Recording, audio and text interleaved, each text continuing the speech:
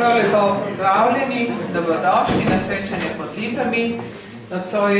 Nocojšnji večer bo pa še posebno slovesen, ker bomo imeli tudi glasbene točke, ki bodo obogatili nocojšnji večer.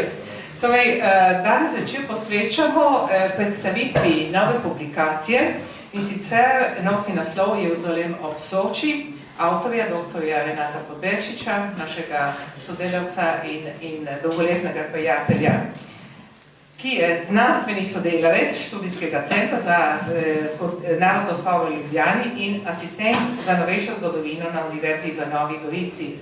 Knjigo je izdal študijski center za narodno sporo v sodelovanju s Goriško Mohovjevo družbo. Nocojšnji večer bodo obogatile tudi mlade pevke zbora, mladinskega zbora iz Šempeta Vrtojbe, ki ga vodi Mojca Mara Podberčič.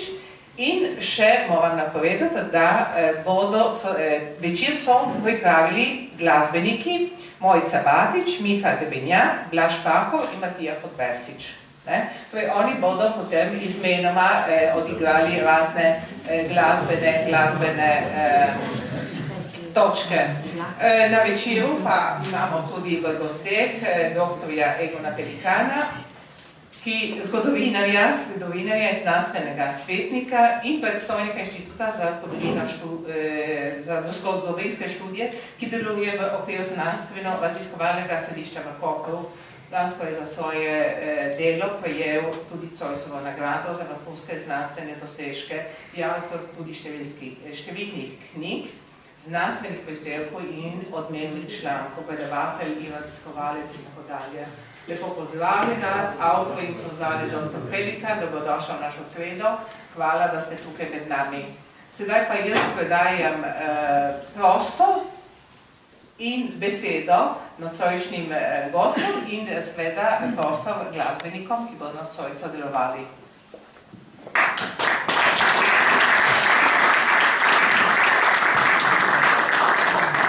Nekaj bi povedala, torej v Atoli imamo knjigo na razpolago, potem po koncu bo tudi dr. Renato posebej podpisal, tisti, ki bodo želeli imeti podpis v spomin na ta večer.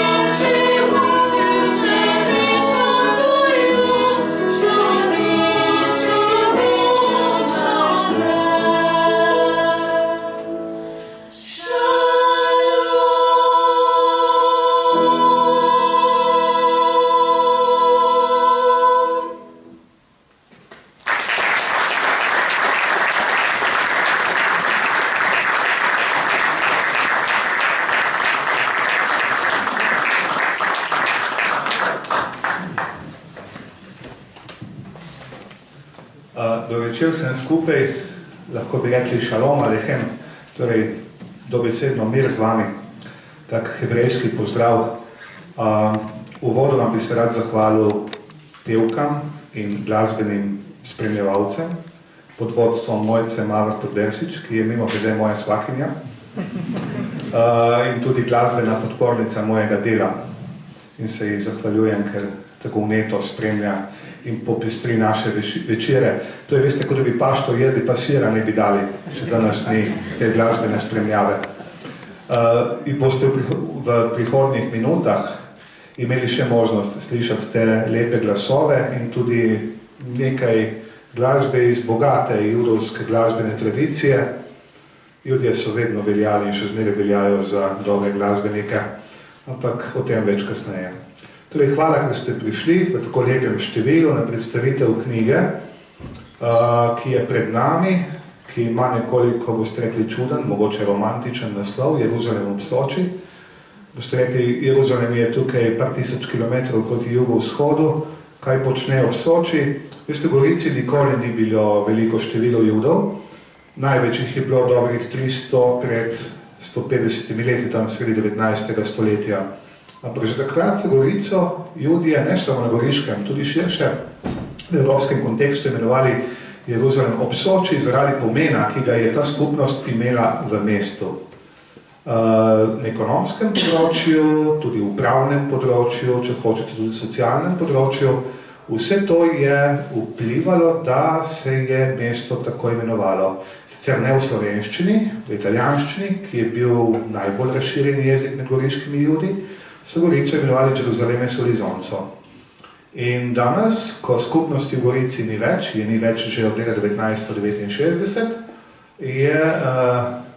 se mi zdelo nekoliko fajn, da povzamem naslov in so si ga sposodil od razstave, ki je postavljena v pritličju Goriške sinagoge, ki danes deluje kot kultni, torej neke vrste kot kultni objekt, neke vrste kot judovska cerkev, čeprav izraz ni pravilen, ampak da si bomo lažje predstavljali.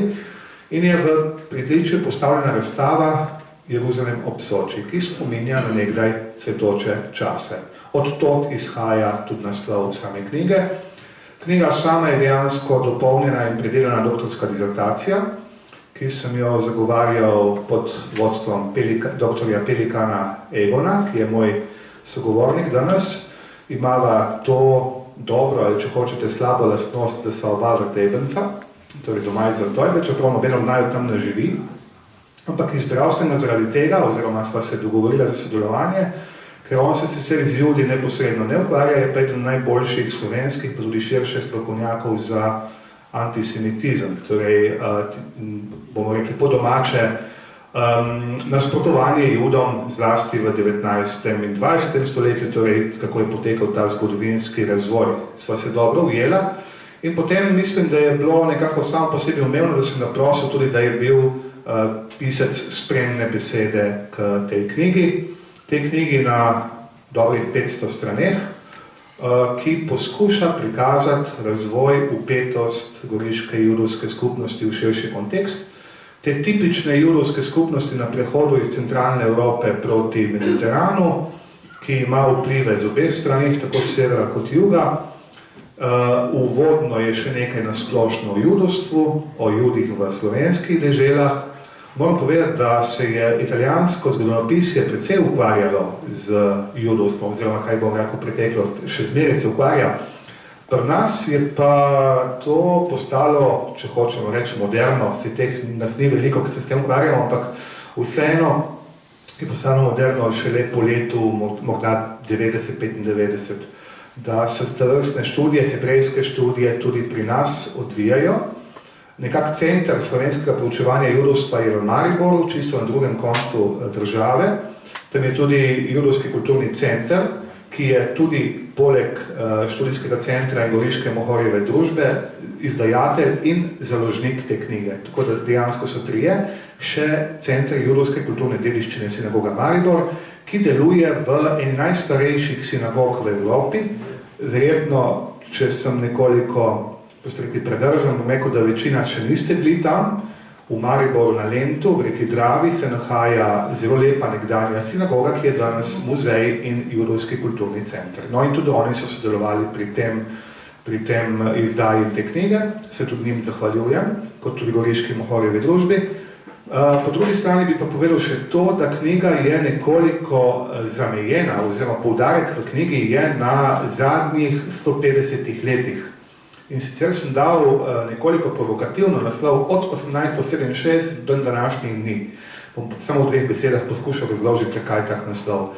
1867 je prelomno leto zaradi sprejema avstrijske ustave, ki je Jude prvič izenačila z ostalimi prebivalci. Torej, ne vem, če boste verjeli, ampak šele takrat so Judje ustavno-pravno, če hočete zakonsko, postali popolnoma izenačeni z vsemi ostalimi prebivalci monarhije. Zakaj temu prej ni bilo tako, upam, da bova z dr. Pelikanom vam poskušala v naslednji urci razložiti, da bo malo bolj jasno. In naslednja letnica oziroma naslednji besedni sklop, ki nas omejuje v tej knjigi, je do dan današnjih dni. Danes moramo priznati, da goriških Judov ni več, oziroma, tako bom rekel, jih je premalo, da bi bila samostojna skupnost. Kajti, da je skupnost samostojna v nekem mestu, v nekem kraju, mora biti 10 odraslih moških. To pomeni moških, ki imajo več kot 13 let in en dan. Teh v Gorici ni več. V Gorici je morda 10, morda 12 Judov, v glavnem Judin, tako da skupnosti ni več in skupnost je bila ukinjena 1969, prenehala obstajati in je priključena v Trst, ki je največja, pravzaprav edina judovska skupnost v Furlaniji Julijski krajini in je tudi daleč največja tukaj okoli in dejansko pokriva tudi celotno ozemlje Slovenije. To pomeni, da rabini iz Trsta oskrbuje vse Jude, ki živijo na tleh Slovenije, teh je pa približno 130. Med nami bi zelo rad pozdravil tudi prijatelja Lorenca Draščka, ki kljub temu, da skupnosti v Gorici ni več, je tisti, ki nekako drži po koncu vse, kar je povezavi z judovstvom na tem našem lepem mestu ob Soči. Ker skupnosti ni več, za to vrstno skrb je pristojno društvo Asociazione Amici di Izraele, se pravi Združenje prijateljev Izraela, katerega predsednik je Lorenzo Drašček, ki skrbi za sinagogo, za razne dogodke, tudi glasbene, potem kulinarične, ki se odvijajo na Goriškem v povezavi z samo judovsko kulturo. Tako da, Lorenzo, dobrodošel. Lorenzo je vse splošno kulturno se udejstvuje, tudi pri zboru Hrast, ima rad glasbo, tako da, če bi kdaj radi obiskali našo sinagogo, ki je predvsem muzej, pa tudi vsaj enkrat letno je tam kakšen verski obred, to mora biti po Talmudu, da se sinagoga lahko šteje kot kultni prostor, zlasti zanimivo za Hanuko, to je decembra, ko Judje praznujejo praznik luči in takrat pride rabin iz Trsta, pridejo tudi Judje, jih lahko vidite, ker mi smo postali skoraj mesto brez Judov in marsikdo še nekoliko stereotipno morda misli, da Judje imajo rogove, kot so jih recimo nacisti prikazovali. Pa če vidite, da so to čisto normalni ljudje, kot mi, kot vsi ostali in da tisti predsodki, ki so jih dostikrat, kaj bomo rabo pretekli, ki še vedno zaznamujejo, so iz trte izviti. Morda bi čisto za konc uvoda povedal še to, marsikdo me sprašuje, če imam jaz kakšne judovske prednike, če sem jaz judovskega porekla in da se ukvarjam s temi temami. Moram priznati, da nisem. Svoje arijsko poreklo lahko dokažem za 300 let nazaj. Še Hitler bil ponosen name. Ukvarjam se pa s tem zato, ker izhajam iz krščanskega stališča, ker sem imam za kristjana in že papež Janez Pavel II je rekel, da vsakem kristjanu je tudi delček judovstva. In morate upoštevati, da prvih 50 let po Kristusu, oziroma tako bom rekel, do leta 50 po Kristusu, približno nekaj let po Kristusovi smrti, je bilo krščanstvo dejansko judovska sekta. In je bilo velika debata, a je sploh možno biti kristjan nekdo, ki ni jud. Torej, so bili prvi kristjani, ki so izhajali iz judovstva. Šele potem je apostol Pavel po debatah sprejel odločitev, da temu ni več potrebno, da je nekdo najprej jud in potem kristjan. To je druga zgodba, ki je danes ne bomo odpirali. In ne pozabiti, leta 1986, ko je Janez Pavel II, tedajni papež, obiskal rimsko sinagogo, kot prvi papež, je izjavil, da je Jude nagovoril kot naši starejši bratje. Torej, judovstvo je najstarejša monoteistična religija, iz tega izhaja tudi krščanstvo. In to je tisto, kar me je privlačilo, ta nekoliko skrivnostna vera, zelo zanimiva, v našem zlasti slovenskem kontekstu malo manj poznana. Kot sem omenil, z goriškimi Judi se ukvarja kar nekaj italijanskih zgodovinarjev, predvsem zgodovinar, v glavnem gre za tukaj za dame, ki so napisali že številne študije, ampak žal je nekoliko ostalo brez odmeva iz arhivov v Ljubljani, v Beogradu, kajti tudi v Beogradu je kar nekaj gradiva, ki se tiče goriških Judov in sem imel to priliko, da sem tam črpal. Poleg tega pa tudi v Jeruzalemu sem imel to priliko, da sem obiskal tamkajšnje arhive in uspel zelo zanimive stvari najti tudi o goriških Judih. Bi predal pa besedo dr. Pelikanu, ki je bil mentor, ki je bil pisec spremne besede, da on oriše malo knjigo, ki jo danes predstavljamo. Hvala lepa. Jaz bom povedal samo nekaj misli, 10 minut, ki so vsem utrnili v nastajanju tega dela in o prebiranju potem tega. Ponovadi je res tako, če se navežem na besede, ki jih je do zdaj povedal dr. Podberšič, da kandidat za dizertacijo ponovadi ve največ od komisije, če je dobra dizertacija, ne? Se mora vedeti več, ne? In tako je tudi v tem primeru, tako da ta knjiga, če se navežem na to, kar je rekel dr. Podberšič, dejansko pove zgodbo, ki je šla mimo nas, tako kot je šlo toliko zgodb mimo nas, ne? Sej, če bi nekoga v Ljubljani ali pa Mariboru vprašali, kdo so Furlani, ne, recimo bi tudi videli, da imajo zelo šibke predstave o tem, kaj je to, ne. Še bolj pa velja to za naše vedenje o tem, ne, v bistvu skupnosti, ki je živela stoletja in stoletja zraven nas. In zato v tem smislu, v tej knjigi, torej ta judovska skupnost na Goriškem, izpolnjuje dejansko praznino, ki je nastala ne samo v naši zavesti, ampak nastala je tudi v slovenski historiografiji.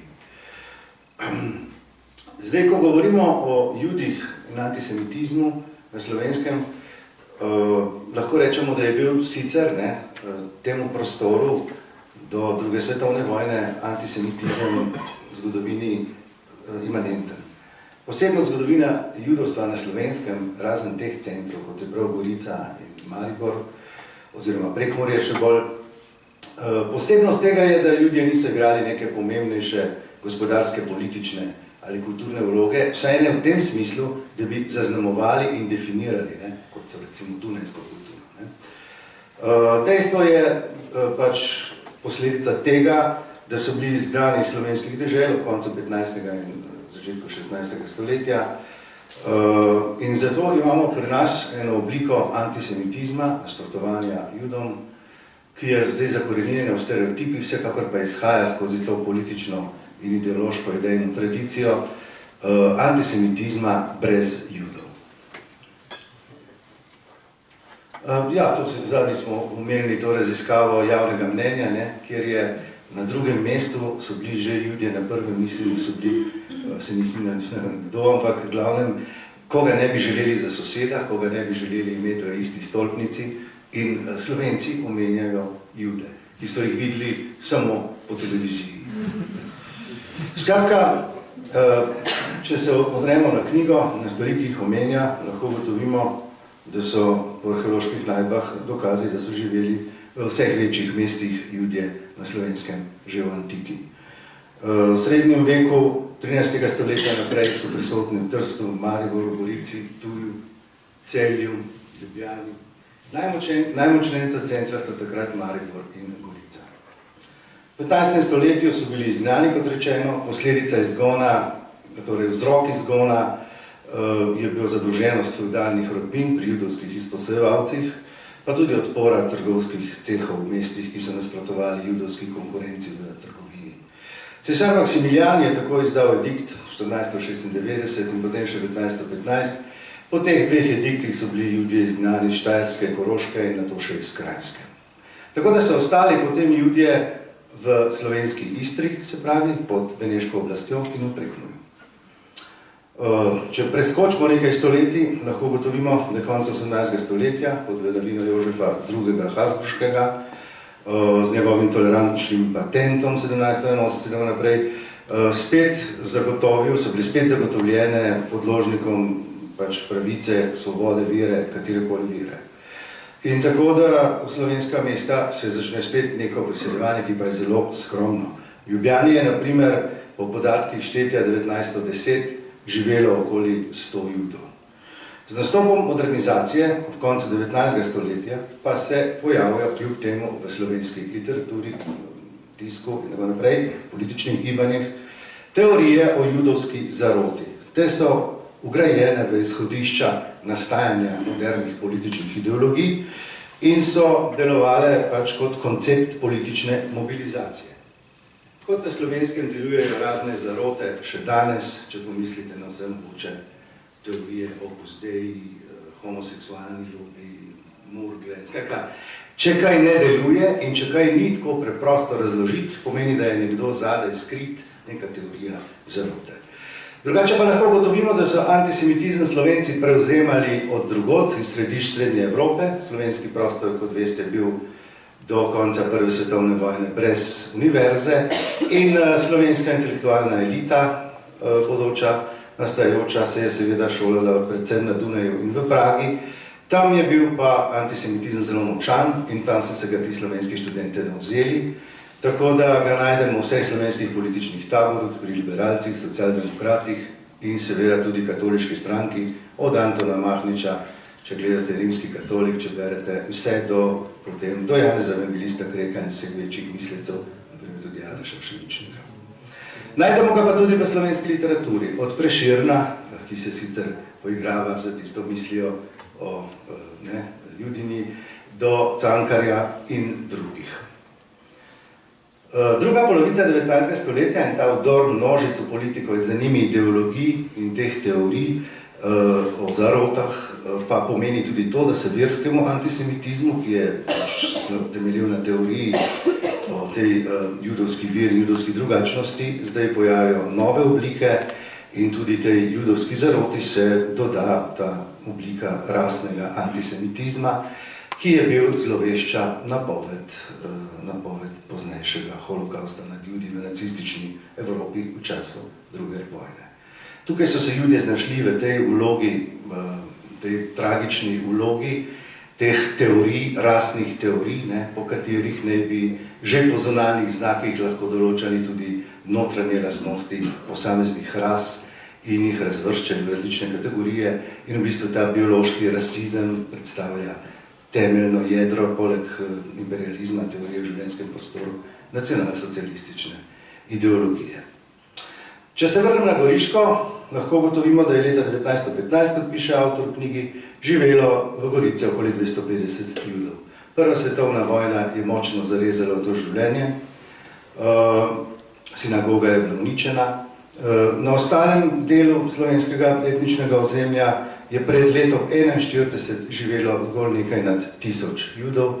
Nekaj posebnega pa je seveda mesto Trst, kjer je približno 6000 članov judovske skupnosti. Znotraj Kraljevine Jugoslavije je živelo okoli, po prvi svetovni, okoli 800 Judov na slovenskem teritoriju, govorimo o Dravski banovini oziroma slovenskem ozemlju. Na Goriškem, kot rečeno, 250 in Trstu nekaj več kot 6000.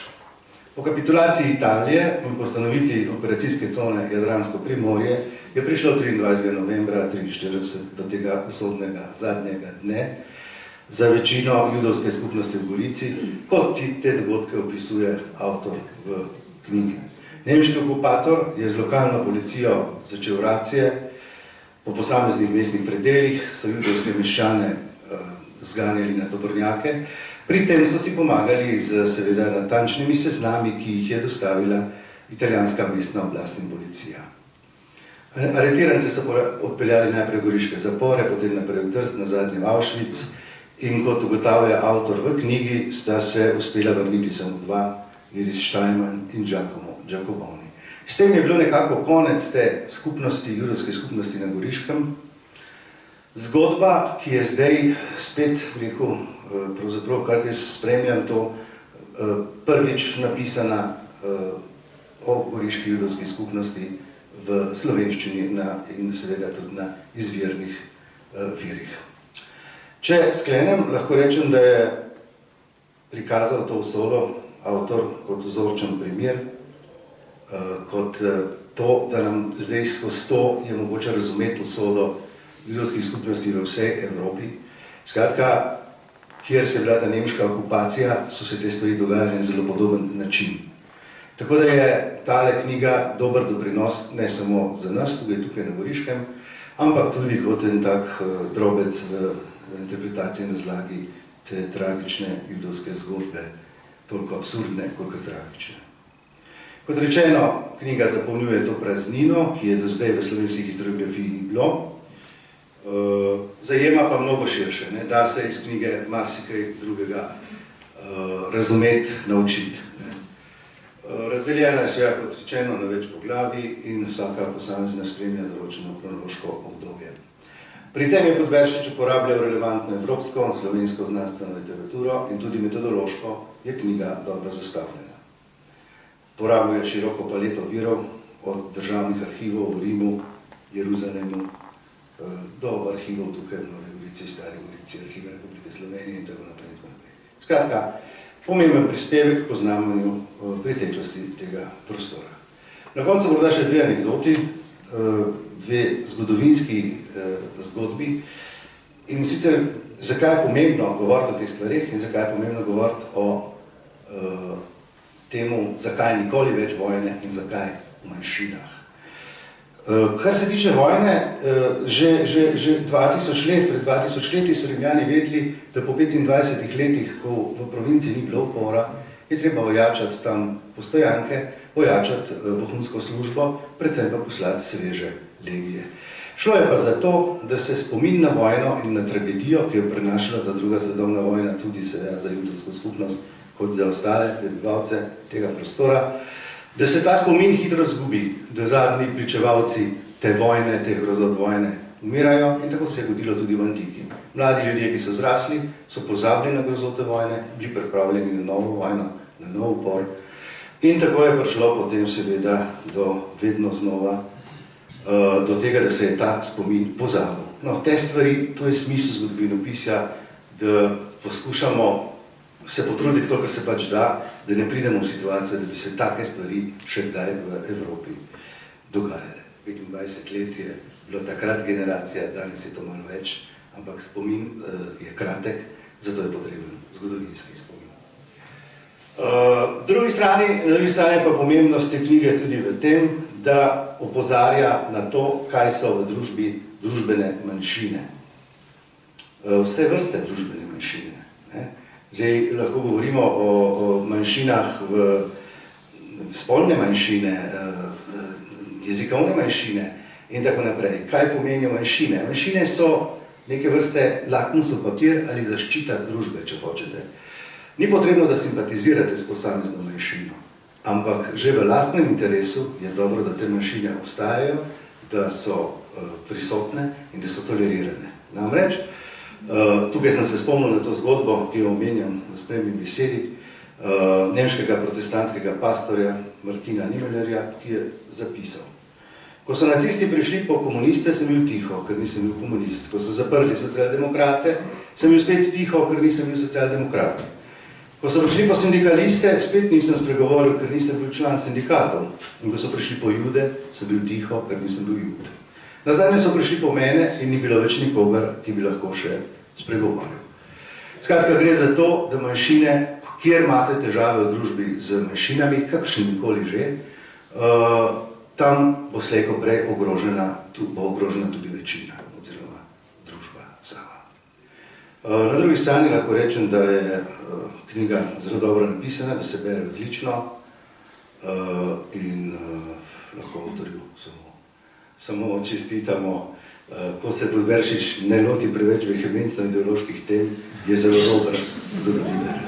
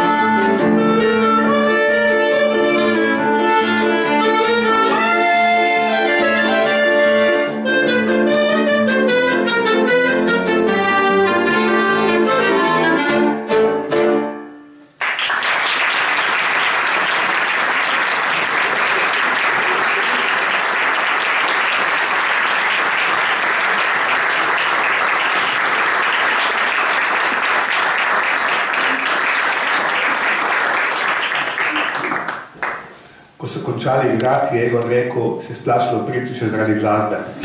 Se strinjam, hvala še enkrat. Ampak to še ni konc, veste. Torej, da gremo še malo o knjigi in samemu dogajanju. Vsega ne bomo povedali, ker potem knjige ne boste brali. Ampak vendarle je treba še nekoliko povedati o samem kontekstu goriškega judovstva. Glasba, ki so jo zdaj ti mladi fantje in punce zaigrali, nam predstavili, je klezmer glasba. Klezmer glasba je tipična glasba srednjeevropskega judovstva. Če boste šli v Budimpešto, Krakov, Prago, pa še kam po srednji in vzhodni Evropi, jo boste slišali, ker je spet nekako dobiva na pomenu. To je glasba vzhodno-centralno-evropskih judov, ki rečemo Aškenazi. Zakaj vam to pripovedujem? Ker tudi velika večina, ali bomo rekli večina goriških judov se je napajala iz tega prostora. Imamo dve močni skupini judovstva v Evropi. Ena so Aškenazi. Aškenazic pomeni po hebrejsko nemške dežele, torej dežele, ki so sodile pod nemški vpliv, srednjeveški. In tukaj so značilni judovski priimki nemško zveneči, ki jih najdemo tudi v Gorici, oziroma smo jih najdli tudi v Gorici. Rosenbaum, Farber, Morgenstern, Mikkelstetter in tako naprej, že trdo zveneče nemško besedišče. Večina jih iz tega konca prihajalo. Potem so imeli v Gorici samo eno družino, ki je bila pa zelo znana, zelo razvejena, veliko trgovcev je šlo iz te družine. Ste vsi kdaj slišali za njo, izhajala je iz sefardskega judovstva, torej separat pomeni po hebrejsko španske dežele, torej dežele Pirenejskega polotoka, današnja Španija in Portugalska. In to bila rodbina Bolafio, ki je zelo zaznamovala ta prostor, goriški pa tudi ajdovski. Kajti v knjigi je podrobno predstavljena tudi prvič do zdaj tudi judovska prisotnost v ajdovščini. O tem smo do zdaj malo vedeli. In so bili ne številni, ampak zelo močni, pomembni in zaznamovala jih je rodbina Bolafio. No in tretja skupina judovstva, ki jo najdemo v Gorici, je bila skupina tako imenega italijanskih judov. Italija, ali če hočete Apeninski polotok, je bil zaznamovan z judovskimi skupnostmi že v rimskem času. Za njih je značilno torej, da imajo dolgo stoletno, da ne rečem tisočletno prisotnost v tem teritoriju in imajo priimke, ki so značilno zveneči po italijanskih mestih. Torej, če vidite priimek Milano, Torino, Roma, to je tipičen judovski, italijanski priimek, ki lahko dokaže nekaj stoletno prisotnost. V Gorici imamo pa Askolije, smo imeli Askolije, smo imeli Jone, smo imeli rodbino Reggio, rodbino Senigalija, skratka Fano, torej družine, ki so izhajale iz Apeninskega polotoka. In to je stoletja zaznamovalo Gorico.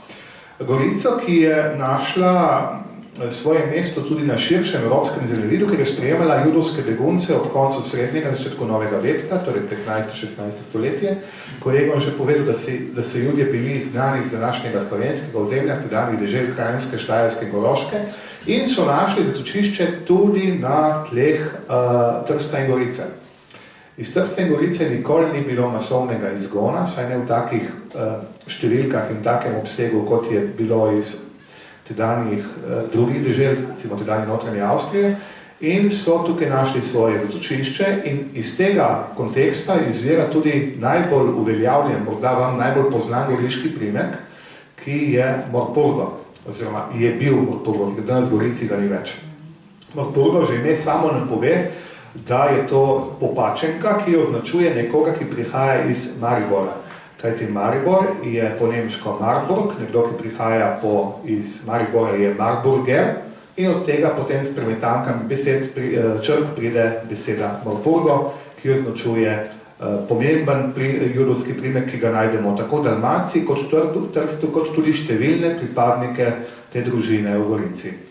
Žal jih je danes več po svetu, v Izraelu, v Švici, v Veliki Britaniji, v Združenih državah, ki so po poreklu iz Gorice, v Gorici ta rodbina ni več prisotna. Je pa zelo številčno prisotna na pokopališču v Rožni dolini, ki je največje judovsko pokopališče na tleh Republike Slovenije, tudi eno najlepše, zdaj ne vem, veste, ne boste rekli, da sem morbiden, ampak pokopališča znajo biti lepa. In nekdo, ki ga zanima preteklost na pokopališču, lahko veliko izve. In če greste v Rožno dolino, je tam ta lepota judovskega pokopavanja prisotna. In tam je tudi rodbina Morpurgo zelo, ima močno prisotnost. No in to pokopališče je veliko, lepo, med najlepšimi v centralni in vzhodni Evropi, več kot 900 judov je tam pokopanih, najstarejši nagrobnik je iz 14. stoletja, žal ni več berljiv, večina jih je iz 18. in 19. stoletja. Tam so Judje pokopavali svoje umrle do leta 1946, potem je prišla pariška mirovna pogodba, Gorica je pripadla Italiji, tisti predel tedanje Jugoslavije oziroma pozneje Sloveniji. In to je eden redkih primerov na svetu, da je nekdaj zaokroženo judovsko območje, da je sinagoga ostala v eni državi, torej takrat v Italiji, in pa pokopališče tedanje Jugoslavije oziroma danes v Sloveniji. Tak primer je samo še v Nemčiji oziroma v vzhodni Nemčiji na Poljskem, ko je nekdaj zaokrožena skupnost, močna judovska skupnost za Frankfurtu na Odri, ki je danes tudi ni več, Sinagoga je ostala v Nemčiji, čez Odro v poljskem mestu pa je judovsko pokopališče. Koliko vem, so to edina dva primera na celem svetu in to bi veljalo v prihodnosti tudi s pomočjo evropskih sredstev nekako obnoviti oziroma vzpostaviti neko povezavo, tudi poskušati to judovsko kulturno dediščino, ki je poleg slovenske, poljanske, italijanske in nemške pomembno zaznamovala ne samo goriško deželo, ampak tudi Gorico kot deželno glavno mesto. Zdaj, goriški judje, kot sem omenil, so bili pomembni na različnih področjih. Na pokopališču v Rožni dolini imamo pokopane osebnosti, ki bi se jim, če nekoliko po domače karikiram, oblizali prste po Evropi, da bi jih imeli. Bom izpostavil Karla Mikalšteterja, znanega filozofa, ki je sicer zelo mlad naredil samomor, ampak je kljub temu dosegel evropsko slavo. Umrl je 1910, ustrelil se je na travniku, tam imate ploščo v Gorici, kjer je naredil samomor. Potem imamo v Rožni dolini pokopane rabine iz družine Reggio. To je bila zelo pomembna, zelo učena rabinska družina iz Gorice, oče Abraham ali Abram, sin Izak, ki sta študirala v Padovi, ker je pomemben judovski rabinski kolegi, če bi nekoliko tako po domače rekli, bi rekli judovsko semenišče, ma ne me zatožiti, da sem to napravil, ker ni adekvatna primerjava, ampak tako, da bomo lažje razumeli.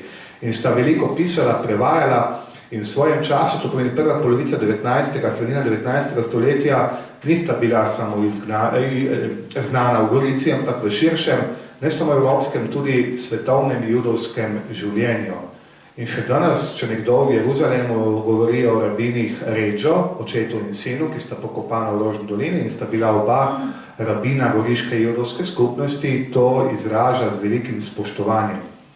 Potem je v Rožni dolini pokopana tudi Karolina Cohen Lucato. Ona je bila sploh ena posebnica, saj Slovenci lahko temu tako rečemo, ker je bila urednica strupenega, liberalnega, italijanskega, goriškega glasila Corriere di Gorizia.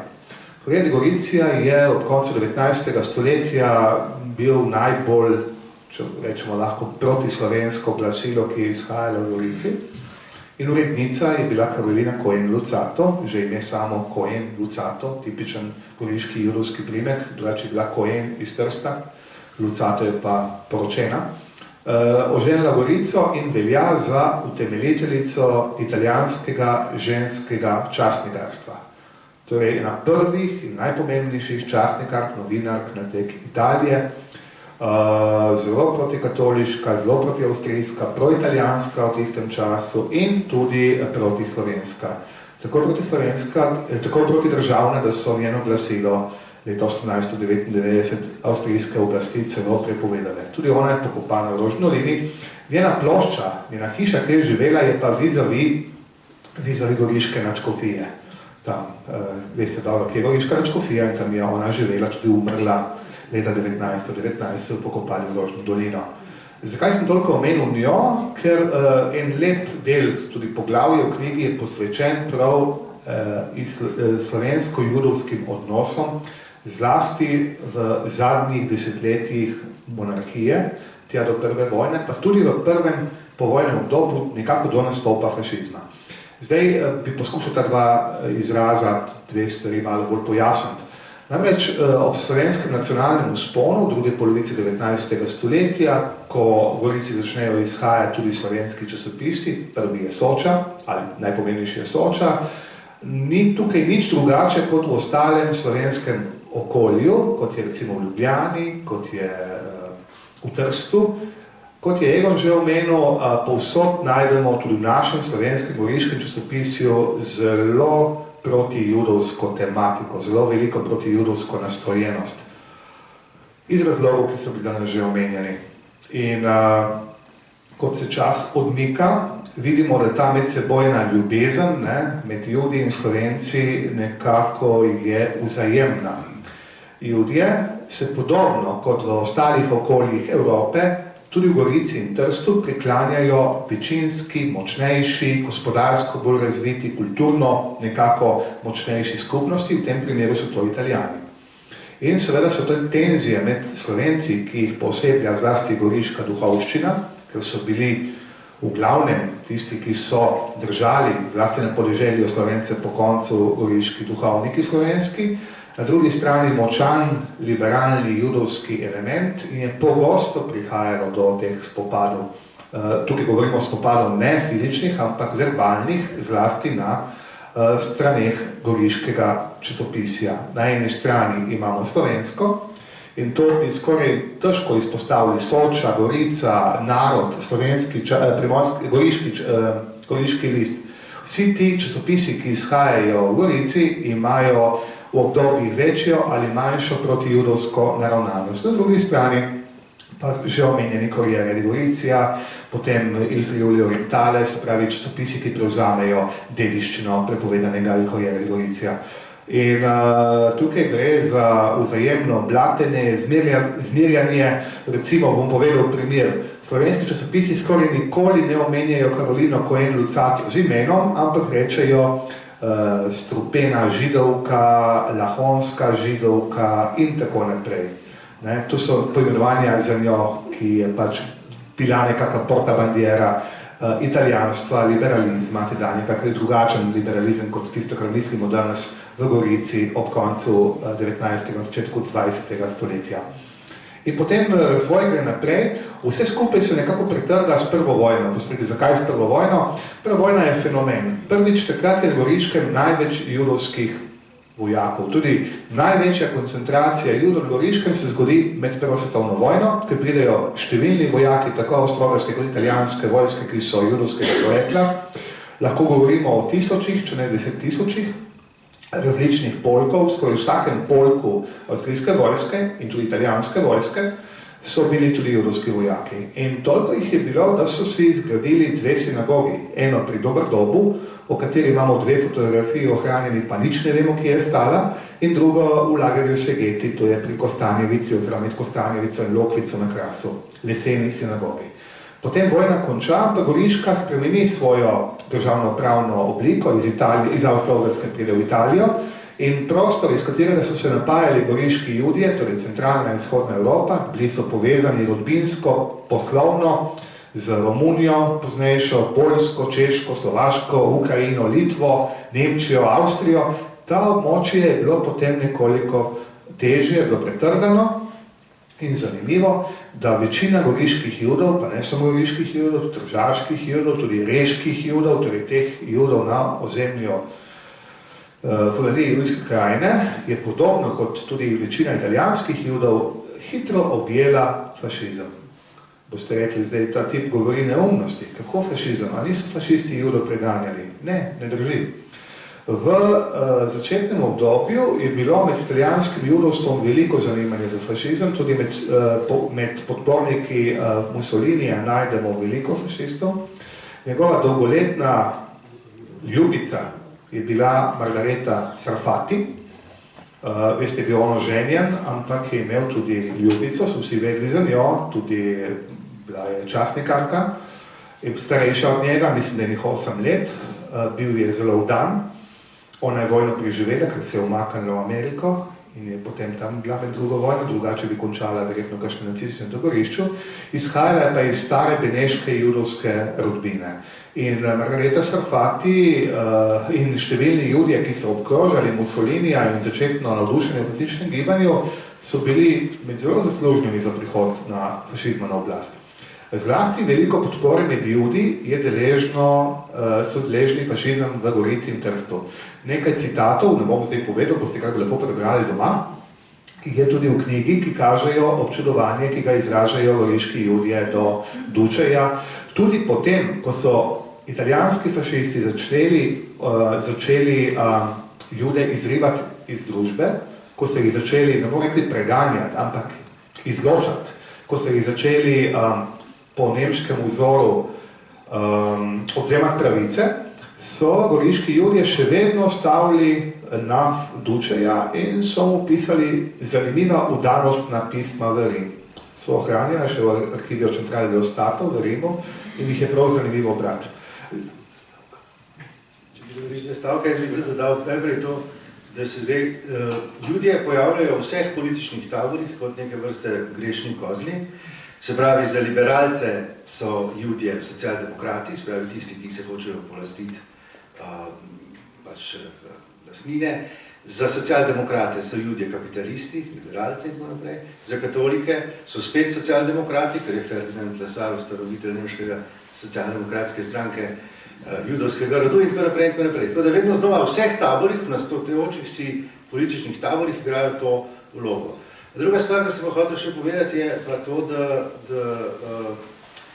ta irredentizem italijanski v Trstu in Gorici pravzaprav, kot je dokazal Štefan Čok v svoji dizertaciji pred 2 letoma, dejansko so ključne figure italijanskega irredentizma prav ljudje. Odstop, tudi kolega povedal, seveda to nasprotovanje na strani večinskega naroda manjšinam in tako naprej, tako da so Slovenci igrali spet vlogo Judov v eni drugi vlogi. In skratka to nasprotje, seveda pa vse to, vsa ta napor, ki pa izhajajo iz želje po emancipaciji, zato boste najdli Jude v teh emancipacijskih gibanjih, pa je bo to liberalizem, zato ker se tam znotraj liberalizma rešimo pač tega segregacije na podlagi vire. Potem najdemo pri socialdemokraciji, ker se skozi razredno zavest, ki naj bi presegla nacionalno, emancipira skozi to nacionalno zgodbo. Skratka, vse to pa na koncev tem nesrečnim goriškim in tržaškim Judom ni nič pomagalo, ker konec 30-ih let za vse te zasluge, ki so jih pravzaprav imeli, za redentistično gibanje, nacionalistično gibanje, niso dosti pomagale. Usoda teh skupnosti je bila potem taka kot drugot v Evropi. Bova zdaj počasi zaključila to iz predstavitve, da boste lahko še nekaj vprašali, ampak še prej nas čaka nekaj zelo lepe glasbe. Zdaj bomo slišali starozavezni psalam številka 42, ki se vsakega, ki je dobro misleč, dotakne. Zapela nam ga bo gospodična Rebeka Pregel in bo zapet v hebrejščini. In verjamem, da boste vsaj tako uživali, kot uživam jaz, ki ga vedno znova slišim. Rebeka, prosim.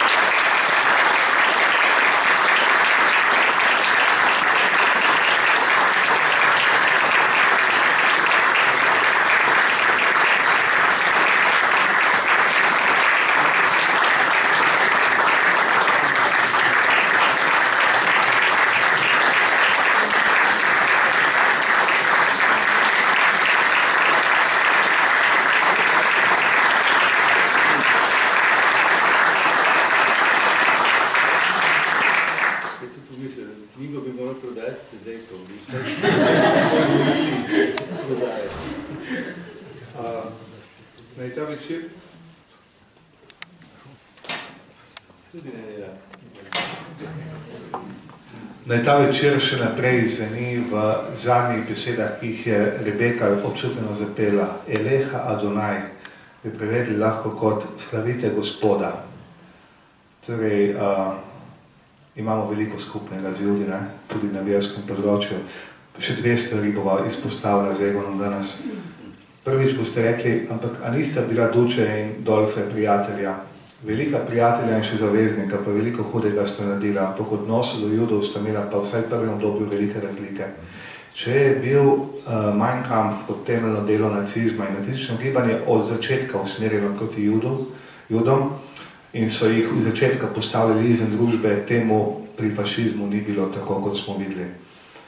Vse skupaj se začne spreminjati sledi 30 let, ko Italija napade tedanjo Etiopijo, oziroma Abisinijo, Abisinska vojna. Italija je nekako izrinjena iz mednarodne skupnosti in začne se navezovati na Nemčijo in tukaj potem pridejo italijanski antisemiti okoli Dučeja, Preciozi, Starače, ki jih je bilo malo, ki niso bili toliko pomembni, vsaj ni do te geneze, kot je bila v Nemčiji.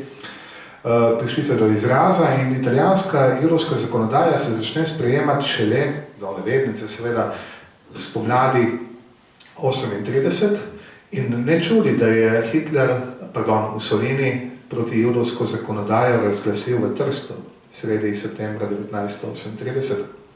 Tukaj ni naključje. In od takrat naprej so italijanski judje postavljeni v drugorazredni položaj. Treba je pa napraviti eno veliko razliko. Italijanskih judov, italijanske oblasti niso fizično preganjale, vsaj ne v takem smislu kot Nemci. Izločali se iz univerz, šol, javnih ustanov, oteževali so jim dostop do čisto človeških vsakdanjih dobrin, niso jih pa pobijali. Jaz bi tudi dodal, da so dve stvari ključni za to, da ni to zdaj tako samo, ampak je bilo bistvo ideologije nacizma, sta dve ideološki izpostavki. Ena je ta biologistični rasizem, ki v Italiji kot eni mešanici vsega sploh ni mogoč. Druga je pa tradicija antisemitizma pri nemških mislecih, prav pri vseh, od kogarkoli bi se tukaj, kjerkoli bi se vstavili, od Martina Lutra do Richarda Wagnerja in tako naprej. Imamo to ta nenehni antisemitski impuls, ki ga v Italiji ni v tej obliki. Zadnji sem jih povedal, ko sem enkrat v Trstu našel antikvariatu La mia battaglia, Hitlerjevo, sem gotovo, da je pol tanjša skoraj, kot je nemški Mein Kampf Hitlerjev. In potem sem gotovo, zakaj? Zato, ker so umaknili vsa poglavja o rasni teoriji, ker bi povprečen Italijan izgledal kot rasna katastrofa. V primerjavi s tem, kar so predavali o dolihokefalih, plavookih in tako naprej. In tudi temelji v sami, kot rečeno, ideološki dispoziciji nacionalsocializma. Tako da antisemitizem ni bil nikoli konstitutivni del fašistične ideologije. In potem je to samo eno posnemanje na koncu. Potem pa smo že v loku šli preizkosi, že vam povedal, dejansko so se tudi goriški judje, pa ne samo goriški judje, tržaški judje, beneški judje, marsikaj v severni Italiji, nekako mislili, sej kot je šlo marsikaj mimo v naši zgodovini, številna preganjanja v preteklosti, tudi ta stvar bo šla mimo, ampak so se zmotili, Italija kapitulira, pridejo nemške oblasti in ena prvih stvari, ki se tukaj zgodi, je znamenita La caccia all'ebreo, se pravi lov na Juda. Kljub temu, da vojna sreča se je obračala, so Nemci z vso gnjevitostjo udarili po Judih, zlasti na severovzhodu Italije, zlasti v Julijski krajini. In tukaj je igral pomembno vlogo oseba, ki je v evropski zgodovini malo dobro poznana, v naši malo manj. In to je oseba, ki je slovenskega porekla, in po moje odgovoren za največje število smrtnih žrtev kot Slovenec, pa delno slovenskega porekla. In to je znameniti bo dal navednice Odilo Globočnik, Tržačan, po očetu iz Tržiča, ne iz Monfalcona, ali pa gorenjskega Tržiča, človek, ki se je izkazal na Poljskem, človek, ki ima na vesti vsaj 1,5 milijona Judov z Poljskega, torej današnjega poljskega ozemlja, ker je pred vojno bila močna judovska prisotnost, človek, ki je ustanovil Treblinko, Sobibor in Majdanek, poleg Auschwitza, ki ni njegov produkt, ampak eno najbolj znanih nacističnih uničevalnih taborišč. In ker se je tako izkazal, so ga jeseni 1943 poslali v Trst. In on je potem vodil dokončno rešitev na našem ozemlju, torej v Trstu, predvsem pa v Gorici. Ja, tako kot pravi kolega Podvršič, šlo je pa zato, da to nam kaže, ta akcion Rajhat, to je ta ekipa, ki na Poljskem pomori... 100 članov približno. Ja, no, cela ta ekipa skoraj celoti pride sem v Trst, na Goriško in Tržaško, to kaže na pomembnost tega prostora, da so poslali najboljše eksperte, najhujše eksperte, Kristjana Virta, Kettelerja za protipartizansko bojevanje, Globočnika, in to kaže, kakšen pomen je imel ta teritorij takrat v letih Adriatičnega Svisterlanda, Adrianskega primorja, pod nacistično okupacijo. Na drugi strani pa mogoče še spomniti, da je bil Gauleiter Dunaja od Tito Globočnik. Tudi ena taka figura, ki mu zaupajo taka mesta. Nacisti pa v njej tudi pišejo. Namreč, in vedno znova zaničljivo, ko se med sabo obrekujejo, moj doktorant dela iz tega Adrianskega primorja, dizertacijo, in tam so našli dokumente, kjer se iz tega, se to je tako Slovan, ta rasistični biologizem tudi v tem primeru na račun Globočnika v njihovih medsebojnih obtožbah. On je bil Baraba, bil je tak pretepač, nikoli ni končal študije, v strojništvu študiral, pretepal se je, požigal judovske obrtne delavnice že pred vojno na Dunaju, zapeljeval ženske, kradu iz blagajne nacistične.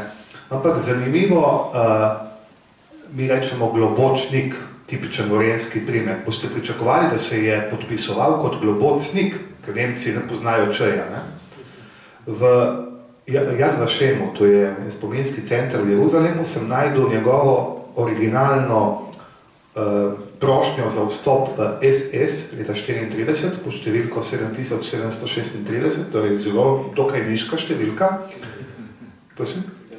34.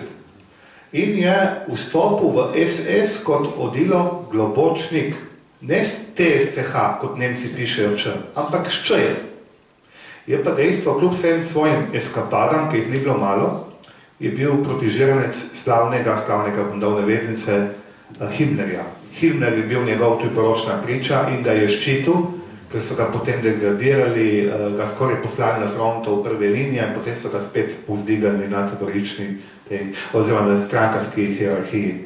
Torej, oseba, ki ima več kot 1,5 milijona ljudi na grbi in je bil deloma našega porekla. Oče je bil Slovenc, rodil se v Trstu Globočnik, mati je bila pa pol Nemka, pol Čehinja iz Banata v današnji Vojvodini. Ampak zdaj, da bova zaključila, pa dala še poslušalkam in poslušalcem, kaj se vprašati. Še zadnja stvar. Skupnost je bila uničena praktično leta 1943. Bi pa omenil en poskus obnove skupnosti leta 1945, ko se počasi ljudje vračajo iz skrivališč, tisti, ki niso pripeljani v taborišča, tisti, ki so preživeli po nekih srečnih prilik in so se počasi vračali v Gorico. Ni bilo veliko, ampak en močan impuls je goriškemu judovstvu dala ameriška vojaška prisotnost. Veste, da so na A, tukaj je veliko ameriških vojakov, tukaj je znamenita 88. pehotna divizija, popularno imenovana Blue Devils, oziroma modri vragi, ki so imeli poveljstvo v Gorici, in med njimi je bilo veliko judovskih vojakov in tudi vojaški rabin. In našel sem tudi pisma, ki jih je vojaški rabin Nathan Barak. On je bil ruski jud, ki je bil ameriški vojaški rabin in je bil staceniran v Gorici. Našel sem njegova pisma, ki kažejo, ki opisujejo situacijo v tistem času v Gorici, to pomeni jesen 45, prve pomladni meseci 46, in on si je takrat prizadeval in tudi dosegel, da je judovstvo za kratek čas spet v Gorici zaživelo. Se je odprla sinagoga, so delali judovske praznike, so praznovali judovske plese in tako naprej. Vse skupaj se je pa potem prenehalo z odhodom ameriške vojske po uveljavitvi Pariške mirovne pogodbe septembra 1947, ko je dejansko goriško judovstvo šlo samo dol. Leta 1969 bila ukinjena skupnost, ostalo smo pa že slišali v uvodu. To je zdaj zelo nehitro, kaj boste lahko brali v tej knjigi. Zdaj pa nas čaka še nekaj judovske glasbe.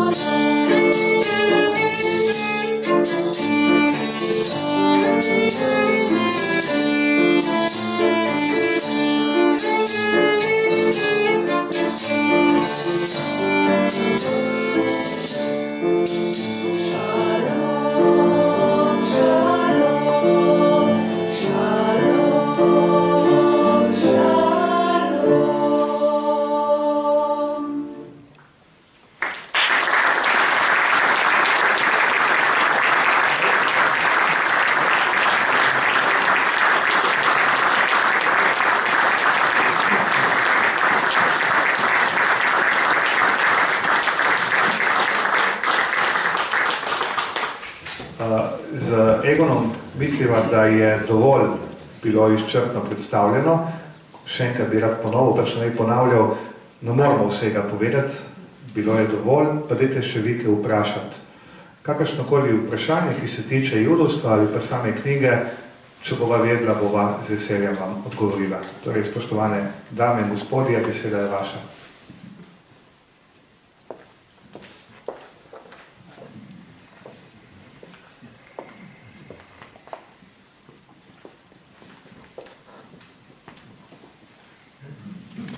Mene zanima, kakšen je bil odnos komunizma do judovstva.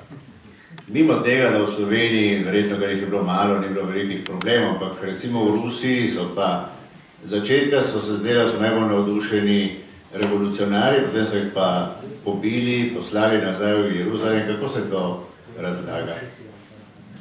Ja, prvo, tisto, kar sem že omenil, da je predstavljal komunizem ali pa socialna demokracija, skratka marksistična gibanja, tudi avstromarksizem, Bernstein, vse ta imena, ki so tam, so judovska, je predstavljal možnost za emancipacijo.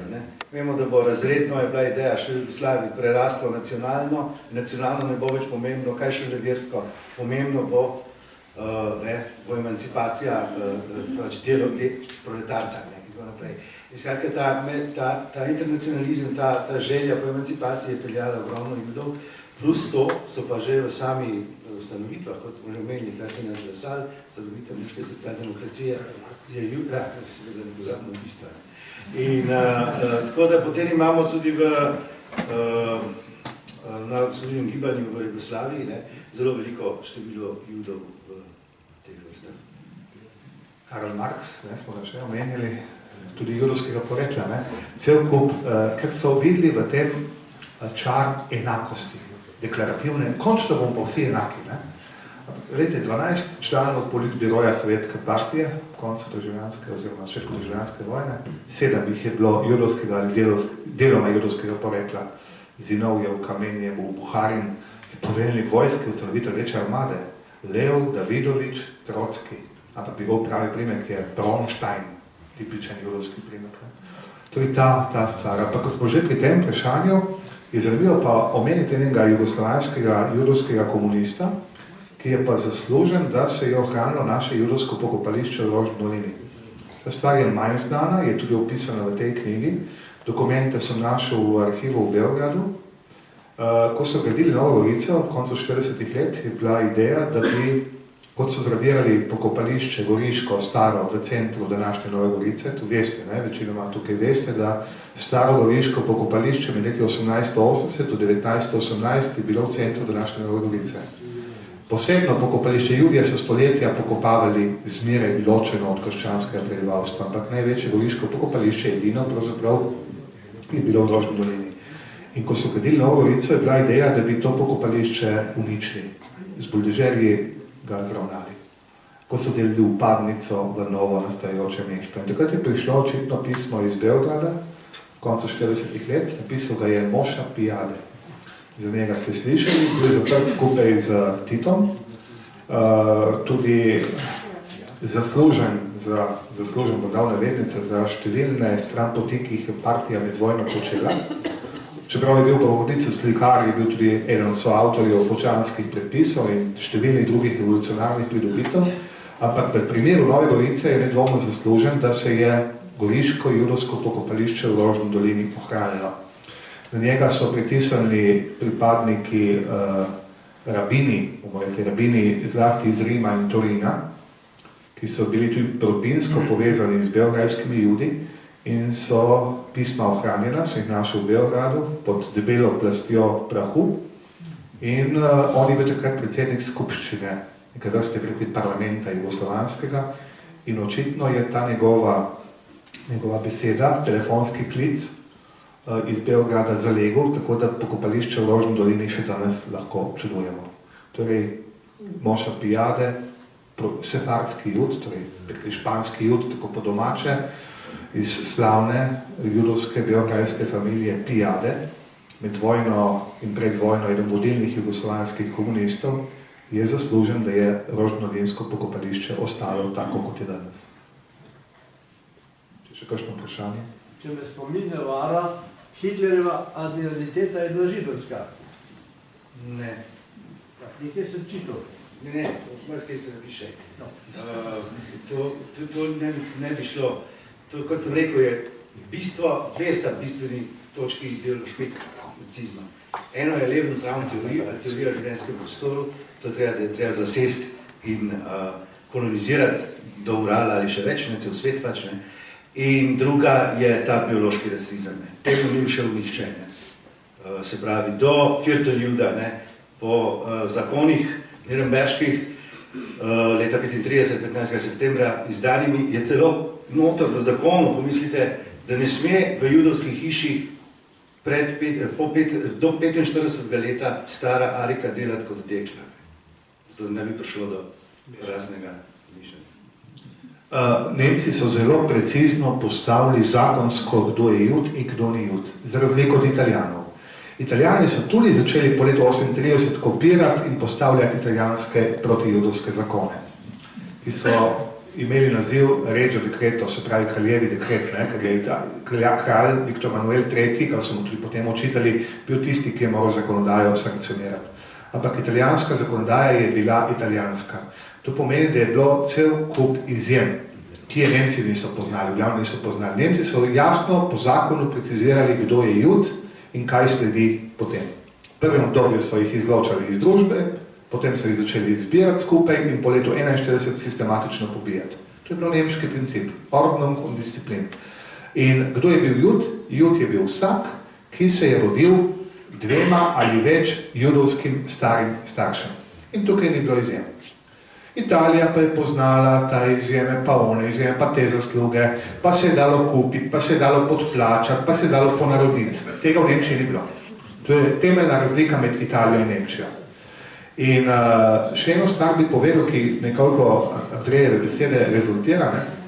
Mi smo imeli na prvo vojno veliko avstrijskih oficirjev, stotnikov in višje čine, ki so se izkazali v naših krajih kot obrambni častniki avstrijske vojske. So branili domovino Avstrijo, so se izkazali, dobili visoka odlikovanja. Kljub temu, ko pride Nemčija, ko leta 1938 zasede Avstrijo, jih najprej izloči iz družbe, kot vse ostale Jude, potem jih zapre večinoma v taborišče Theresienstadt ali Terezin, današnjem Češkem, ki je bilo tako vzorčno taborišče, torej rekli so prominenten lager, bi prevedli kot taborišče za izbrance, ampak ko so to taborišče čistili, jeseni 1944 so jih vozili v Auschwitz. In tam so končali številni visoko odlikovani avstrijski častniki, ki se odlikujejo na naši fronti, pa ne samo na naši fronti. Sam sem izbral nekaj primerov, boste brali v knjigi, kakšna je bila njihova usoda. Tukaj bi izpostavil podmaršala Friedländerja, zelo visok avstrijski čin, podmaršal, kljub temu, da se je izkazal tako v Posočju, pri Plavah, kot na Krasu, pri Lokvici, Kostanjevci, dobil številna odlikovanja, bil ranjen, bil potem povojni član avstrijskega generalštaba Avstrijske republike, je končal najprej v Terezinu in na koncu v Auschwitzu. Podmaršal Friedländer. Kdo med vami spoštovani je kdaj slišal za njega? Ja. To hoče reči, kakšne krute usode so se dogajale tudi na teh tleh. Tudi z ljudmi, ki so krvaveli za domovino in potem je bilo to hipoma pozabljeno. Če ni drugih vprašanj, bi nocojšnji večer zaključili. Ja, bomo. Se takoj. Še muzika. Še muzika. Ja. Tako da, hvala. Nas čaka še glasbena točka pred koncem, potem pa.